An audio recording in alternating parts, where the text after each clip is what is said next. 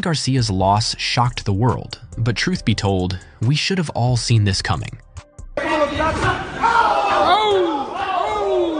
Ryan Garcia, that last fight against them. Oh my God. The boxing world was left stunned when Rolly Romero defeated Ryan Garcia in Times Square. But here's the twist. Not everyone was surprised. Because long before the upset, there were a few who called it out exactly, revealing that this may not have actually been a fluke after all. Just check out what Floyd said back in 2019. Ryan Garcia, you know what I'm gonna do? I'm putting the money up right now. If Ryan Garcia can beat Rolly, I give him 200,000 cash. Less fights than he has. He's gonna fight Rolly. Accept the bout with Rolly. I give him 200,000 cash if he beat Rolly.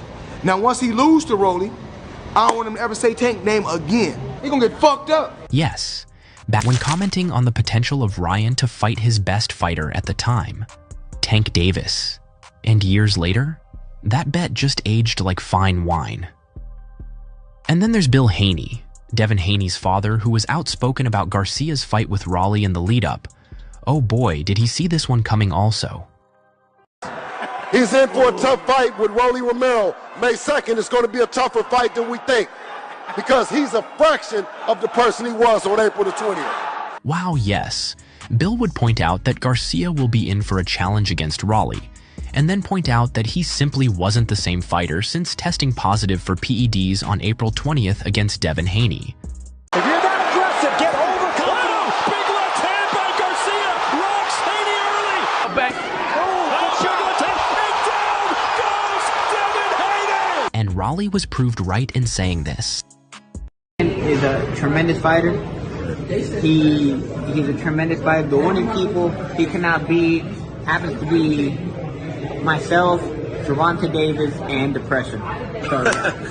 Ryan's PED victim himself even claimed he could have died due to Garcia's failed drug test.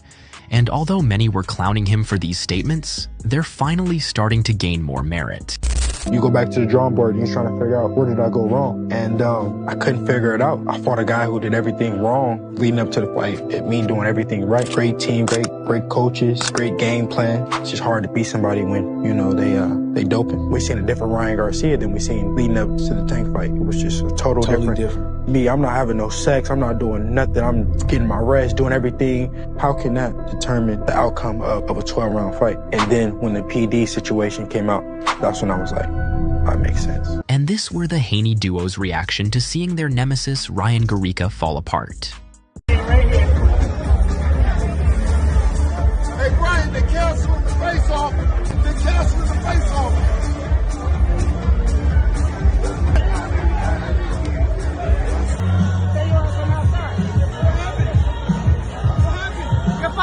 What happened? What happened? Your mother's a bitch.